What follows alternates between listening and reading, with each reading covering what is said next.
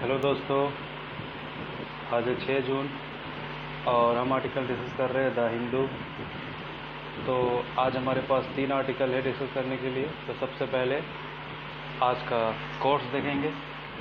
तो आज का कोर्स है the most perfect believer in faith in the one whose character is the finest who is the kindness to his wife.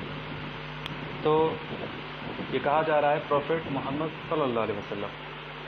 तो ये कहते हैं, फरमाते हैं, द मोस्ट परफेक्ट बिलीवर, सबसे बेहतरीन इंसान, सबसे अच्छा ईश्वर के ऊपर आस्था उस इंसान का है, उस व्यक्ति का है, हुज कैरेक्टर इज़ फाइनेस्ट, जिसकी कैरेक्टर, जिसका स्वभाव, जिसका चरित्र सबसे अच्छा है लोगों में।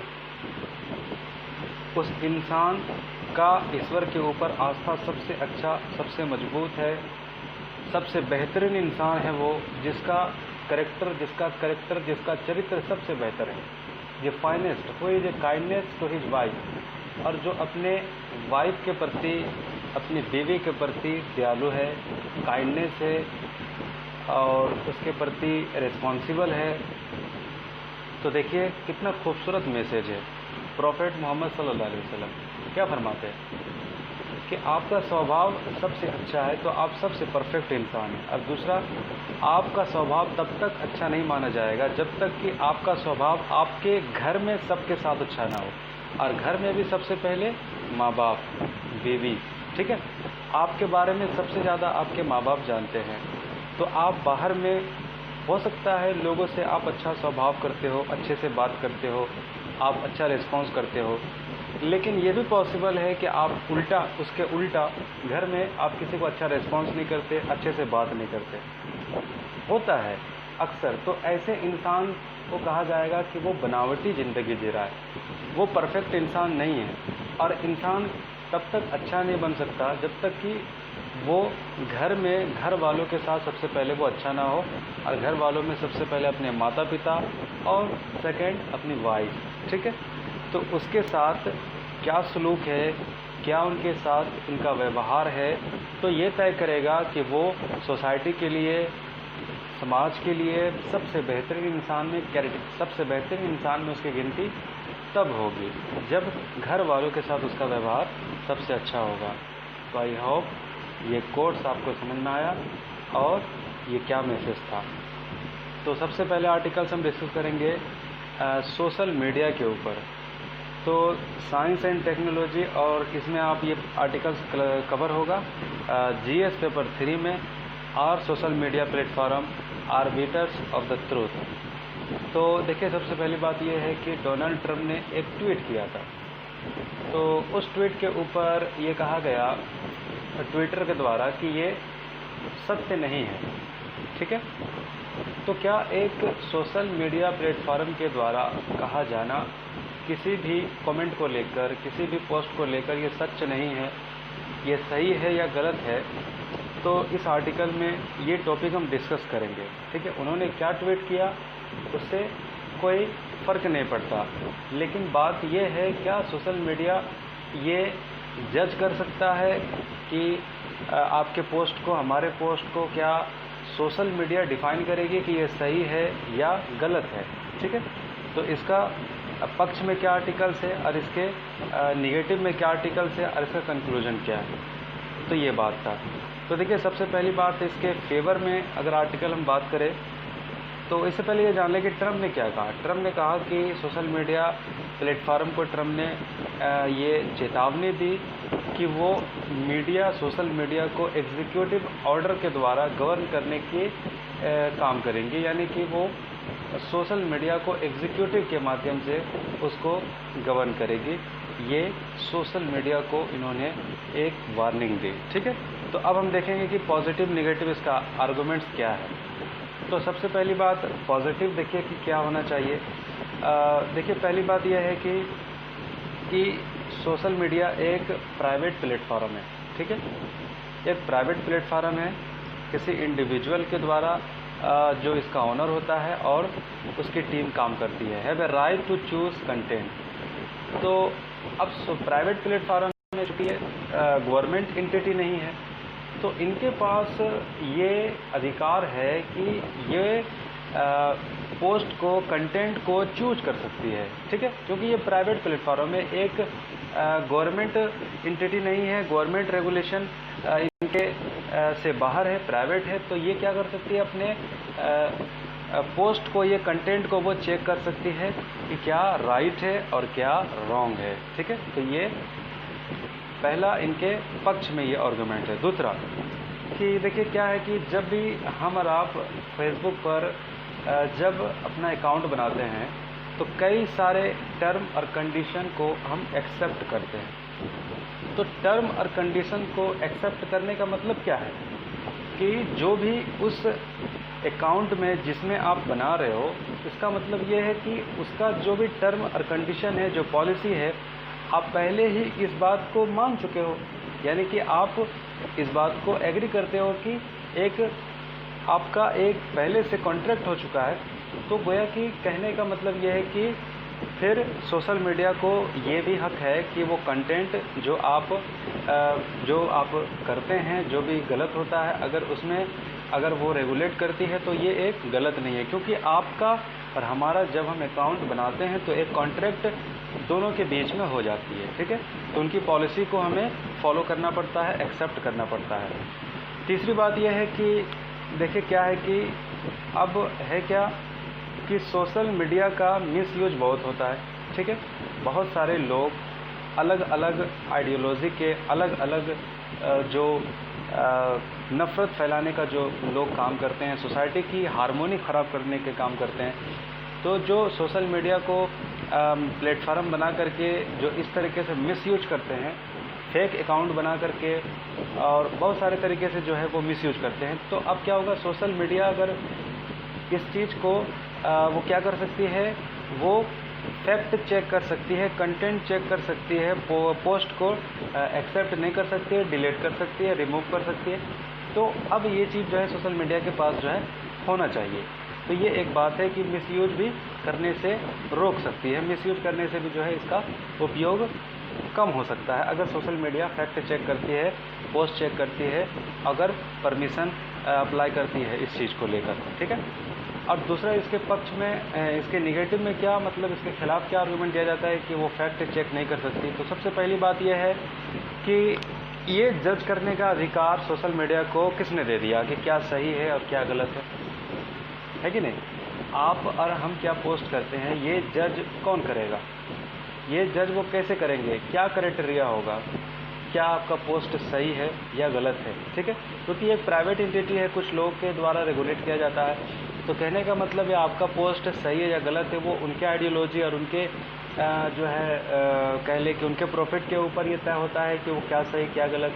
जिसको वो सही समझेंगे वो उसको ठीक रखेंगे, जिसको गलत समझेंगे वो उसको डिलीट कर देंगे या फिर उसके जो है उस कंटेंट को जो है हटा दिए जाएंगे। तो फिर ये तो जज करने का अधिकार ये चीज़ जो है सोशल मीडिया को किसने दे दिया, कौन दे दिया, पहली बात। और दूसरा बात यह है कि अगर ऐसा होता है देखिए पहली बात यह है कि एक बहुत बड़ी तादाद, बिलियंस ऑफ पीपल जो है सोशल मीडिया प्लेटफॉर्म को यूज करते हैं, वहाँ पर अपना अकाउंट बनाए हैं।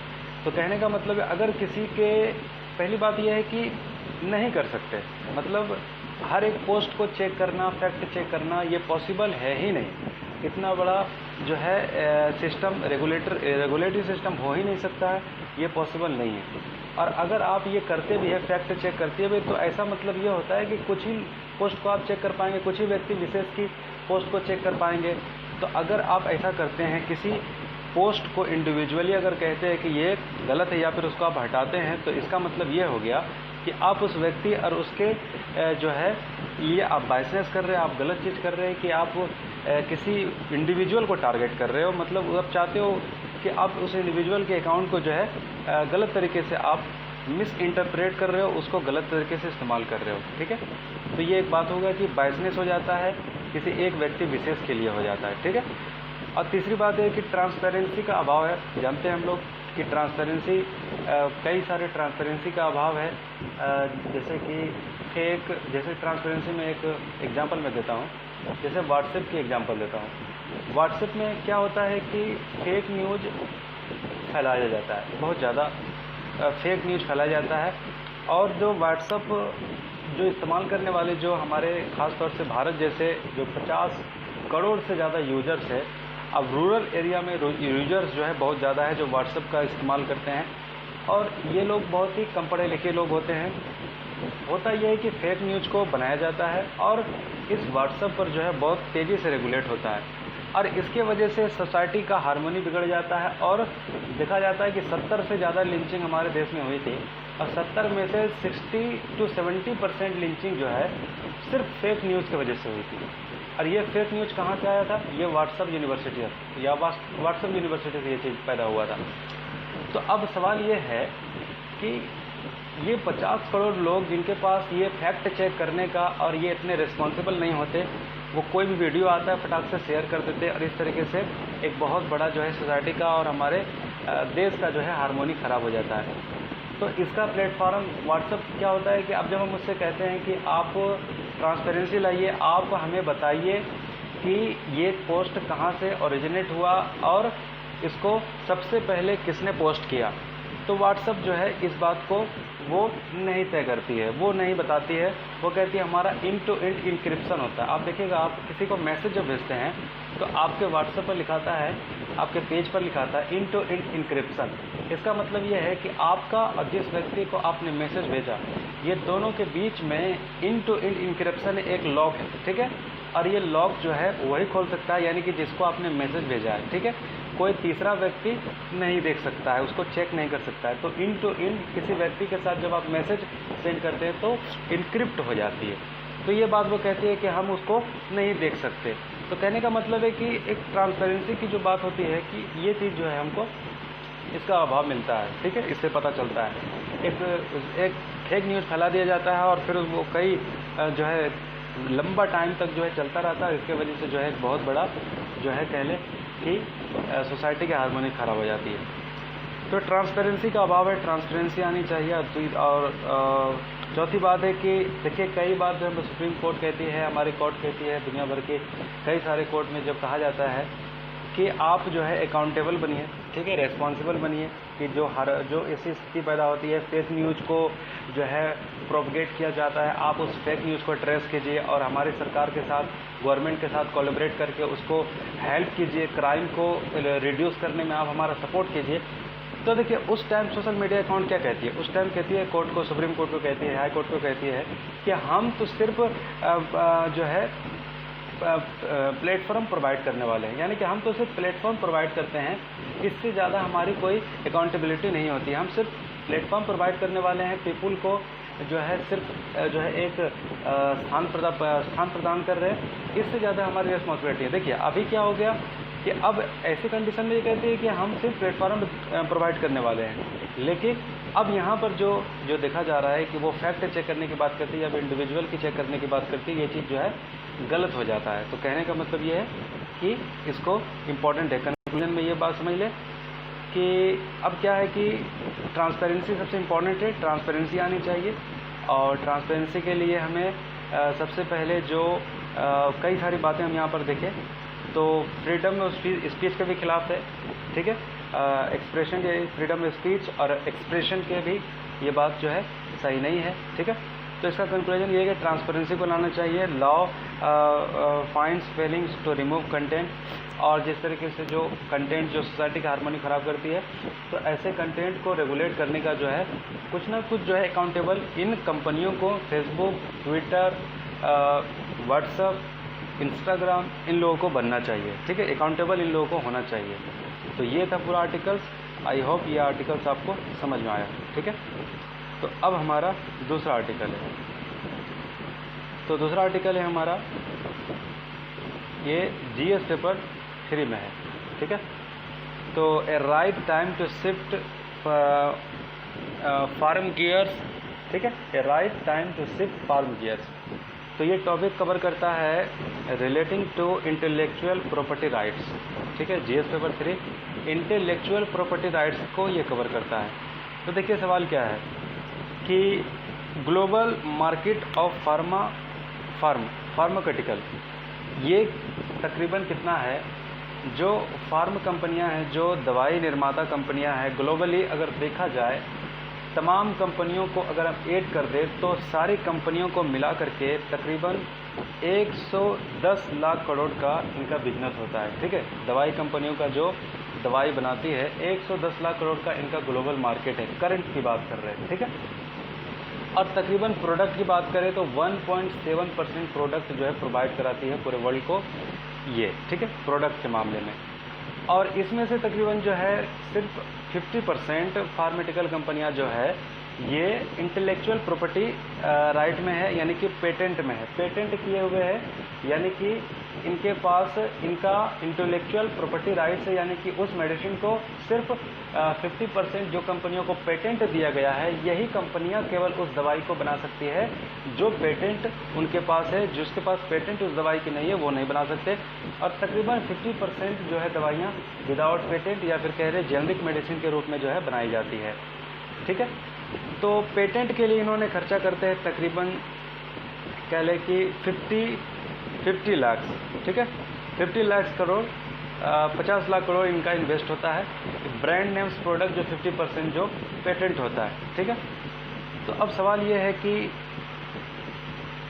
सही है, अब सवाल ये है कि आप पेटेंट जो देते हैं कंपनियां, जो दवाई निर्माता कंपनियां हैं जो ग्लोबली सारों को हम इंक्लूड कर रहे हैं कि जो जितने भी दवाई कंपनियां बनाती हैं दवाई, तो देखिए सबसे बड़ी खराबी क्या है कि ऐसे दवाई बनाने के ही काम में ये लोग लिखती है कि जो दवाई जो है महंगा बिकती है और जो ऐसे बीमारियों के पीछे ये रिसर्च ज़्यादा करते हैं जो अमीरों को जो बीमारियां ज़्यादा होती है। ठीक है, देख रहे बात कितनी मतलब कैसा सोच है। मतलब फार्मास्यूटिकल कंपनियों की जो इतनी बड़ी जो है मार्केट जो 110 लाख करोड़ का मार्केट कवर करती है पूरा ऑन द ग्लोब, इन कंपनियों का ये थॉट प्रोसेस इस तरीके से होता है कि ये ऐसे दवाई निर्माण करने की ज़्यादा रिसर्च और डेवलपमेंट उसमें ज़्यादा करती है, उसके लिए ज़्यादा जो है खोज करती है जो बीमारियां ख़ास तौर से अमीरों को होता है, और जो बीमारियां गरीबों को होता है जैसे कि मलेरिया, टीबी, समझ रहे बात, तो ऐसे बीमारियों का इनका रिसर्च बिल्कुल ना के बराबर होता है। तो देखिए एक आपको यहाँ पर एक आंकड़ा दिया जा रहा है, एक डाटा दिया जा रहा है कि WHO ने लिस्टेड किया तकरीबन 1 बिलियन पीपुल्स जो कि ऐसे बीमारियों से जो गरीब लोग ख़ास तौर से मलेरिया, टीबी, ठीक है, ऐसे बीमारियों से जो पीड़ित होते हैं इन पर 0.35% यानी कि 1% भी फार्मास्यूटिकल इंडस्ट्री जो है इनको रिसर्च डेवलपमेंट या फिर इनके ऊपर रिसर्च नहीं करती।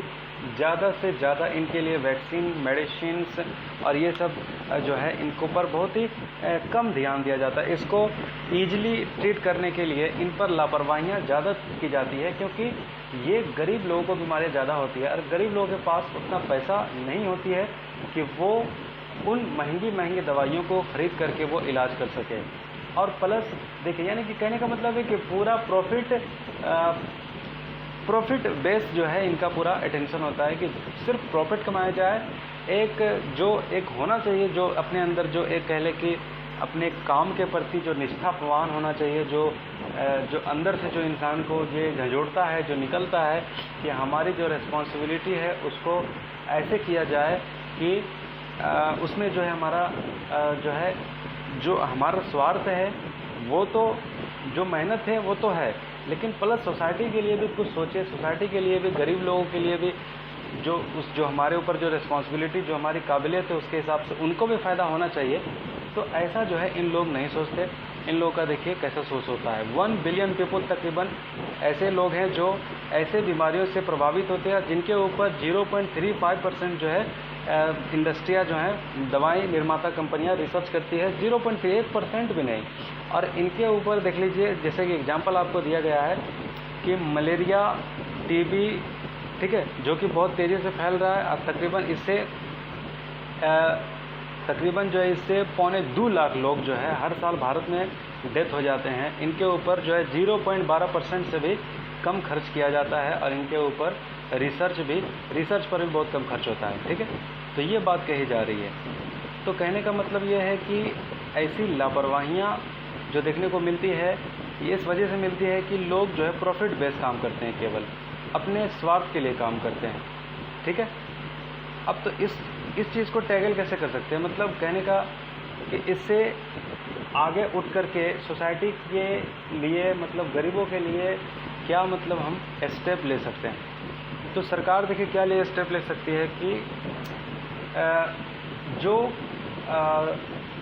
फार्मास्यूटिकल कंपनियां हैं, जो दवाई निर्माता कंपनियां, उसको ऐसे कुछ दवाई निर्माता कंपनियों को अट्रैक्ट कर सकती है सरकार, उनको रिवार्ड दे करके, ठीक है, सोशल वेलफेयर ह्यूमैनिटी के बेस पर ऐसे लोगों को रिवार्ड दिया जा सकता है, पुरस्कृत किया जा सकता है जो ऐसी बीमारियों को, जो गरीबों को सबसे ज़्यादा होती है, उन बीमारियों के ऊपर रिसर्च और डेवलपमेंट करने को ऐसे कुछ फार्मास्यूटिकल कंपनियों को अट्रैक्ट किया जा सकता है, उनको इनोवेट करके, उनको रिवार्ड करके किया जा सकता है, और प्लस उनको फंडिंग दिया जा सकता है। दुनिया भर के देश जो है कुछ फंडिंग कर सकती है, तकरीबन इतना फंडिंग कर सकती है कि जिससे कि उनको एक कह लें कि एक अच्छा बेनिफिट भी हो जाए और प्लस उनको अट्रैक्शन भी हो सोसाइटी के लिए, अपने ख़ास तौर से जो बीमारियां गरीबों को होती है उस पर काम करने के लिए। तो फंड के बारे में कहा जाता है कि 20,000 करोड़ का जो है फंड तकरीबन बनाया जा सकता है, और इस फंड से एनम हर साल तकरीबन 10 से 12 मेडिसिन को तकरीबन इसमें लाया जा सकता है कि जो विशेष तौर पर उन बीमारियों को ट्रीटमेंट करने के लिए होना चाहिए कि जो गरीबों को ज़्यादा होती है। 20,000 करोड़ का एनुअली इनके ऊपर जो है खर्च किया जा सकता है। और दूसरी बात यह है कि जब भी आप किसी भी दवाई कंपनी को रजिस्ट्रेशन करेंगे, रजिस्ट्रेशन देंगे, तो इनके लिए आप ये भी करेंगे 17,000 करोड़ से लेकर के 20,000 करोड़ तक 10 साल तक इनसे ज़्यादा ये बेनिफिट ना कमा पाएँ, ताकि ये एक बाउंड लिमिट बनाने के बाद क्या होगा कि उनके ऊपर ये चीज़ जो है आएगी कि वो इस चीज़ को मिसयूज नहीं कर पाएंगे, ठीक है। तो ये एक बात हो गई। तो ये पूरा टॉपिक, आई होप कि ये टॉपिक कवर हुआ, ठीक है। देखिए अब इस टॉपिक को देखिए कोविड-19 से आप जो है इंक्लूड कर दीजिए कि जैसे कोई भी अगर वैक्सीन अगर आती है, ठीक है, अगर वो वैक्सीन आती है तो वो वैक्सीन इतना महंगा होगा, वो ज़्यादा इतना महंगा हो जाए कि जो गरीब लोग अगर एफर्ट नहीं कर पाए उस चीज़ को जो है नहीं कर पाएंगे। तो कहने का मतलब क्या होगा कि ये क्या हो जाएगा, मतलब एक कह ले कि अगर वो लोग इलाज नहीं करा पाएंगे तो फिर ये बीमारी हमारी जो है हमारे दुनिया से, हमारे संसार से कभी नहीं जाएगी, ठीक है। तो ये चीज़ जो है होना चाहिए, एक सबके लिए एक जो है आगे बढ़ करके सरकार को इसको रेगुलेट करना चाहिए ताकि आगे चल करके सारे लोगों को इससे फ़ायदा हो, ठीक है। तो आई होप ये चीज़ आपको समझ में आया। अब हमारा दूसरा टॉपिक है against freedom of speech of expression हो गया, ये चलिए सॉरी ये हो गया। अब हमारा तीसरा टॉपिक है, ये टॉपिक है, देखिए क्या है कि एक कंपनी थी, जैसे कि बात कर ले the new England journal of medicine, the new England journal of medicine. इसका क्या था कि ये रिसर्च पेपर इशू करती है। रिसर्च पेपर क्या इशू करती है? रिसर्च पेपर ये इशू करती है कि जैसे कि जो दवाइयाँ वगैरह जो चल रही है, जो पूरा वर्ल्ड में जो है उसकी उसका ट्रायल चल रहा है, उसके ऊपर जो है और विशेष तौर पर जो उसके ऊपर डिटेल्स वो बताती है, उसके ऊपर रिसर्च करती है, ठीक है। तो new England journal of medicine और एक है द लांसेट, ठीक है। तो ये एक रिसर्च पेपर इशू करती है। रिसर्च पेपर में इन्होंने एक देखिए दवाई के बारे में, एक दवाई काफ़ी चर्चा में रहा था। ये दवाई था हाइड्रोक्लोरोक्विनिन, ठीक है, हाइड्रोक्सीक्लोरोक्विनिन।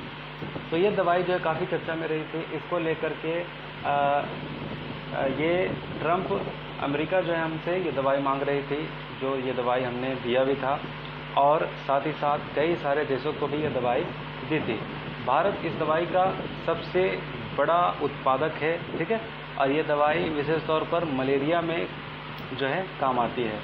तो इस दवाई के बारे में जब कहा गया, जब राष्ट्रपति ट्रंप ने जब इसको कहा कि ये जो है कोरोना में ये जो काम करता है, फ़ायदा करता है, तो इस पर जो है एक जो है पब्लिक डोमेन में एक कह लें कि रिसर्च पेपर इशू किया गया लांसेट और न्यू इंग्लैंड जनरल मेडिसिन के द्वारा। कहा गया कि ये जो दवाई है हाइड्रोक्लोरोक्विनिन, ये कोविड-19 से फ़ायदा करने तो दूर बल्कि व्यक्ति के गुर्दे को और कई सारे फंक्शंस को ख़राब करने वाली है और इससे बहुत ज़्यादा नुकसान है। ठीक है, तो ये बात कहा गया। तो ये बात कहा जाने के बाद जो है, जब इनसे कहा गया कि आप ये बात जब कहे तो कहाँ से कहे और किस बेस पर कहे, तो इन्होंने कहा कि इनका रिसर्च आगे चल करके देखा गया तो पता चला कि इतना स्ट्रॉन्ग नहीं था और बाद में इन्होंने कहा कि ये हमारा गलती थी, हमने जो कहा कि हमारा रिसर्च इस बार सही नहीं था और इस वजह से जो है इनको वापस ये बात लेना पड़ा। तो देखिए इसके वजह से काफ़ी नुकसान भी हो गया। नुकसान ये हुआ तकरीबन 96,000 पेशेंट को जो है ये दवाई नहीं दी गई, मतलब इसका रोक दिया गया। 671 हॉस्पिटल में इसको स्टॉप कर दिया गया, जो कि 6 कॉन्टिनेंट में आता है। WHO ने भी कई सारे इस ड्रग को सस्पेंड कर दिया इनके पब्लिकेशन की वजह से। The Lancet the new England general medicine की रिपोर्ट की वजह से सस्पेंड कर दिया गया। तो कहने का मतलब है कि ऐसे कोई भी रिसर्च पेपर इशू जो कि लांसेट एक बहुत ही प्रतिष्ठित रिसर्च इंस्टीट्यूट है, तो आप जब ऐसे रिसर्च पेपर इंस्टीट्यूट जो कि काफ़ी सम्मानित है, काफ़ी रिस्पेक्टेबल है, तो देखना चाहिए कि इसको प्रूव भी करना चाहिए। पहले उसको अपने से पूरा ट्रायल करना चाहिए, उसके बारे में पूरा डिटेल्स निकालना चाहिए और बाकी जितना भी उसके अंदर जो भी खामियां हैं, ताकि कोई त्रुटि आगे चल के ना निकल जाए, क्योंकि देखिए नुकसान हो जाता है।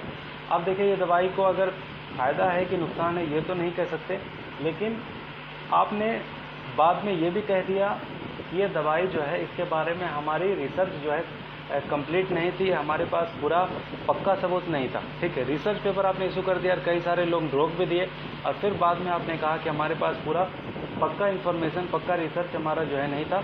तो ये चीज़ जो है नहीं होना चाहिए। ठीक है, ये बात था। तो आई होप ये पूरा टॉपिक आपको क्लियर हुआ होगा। Thank you.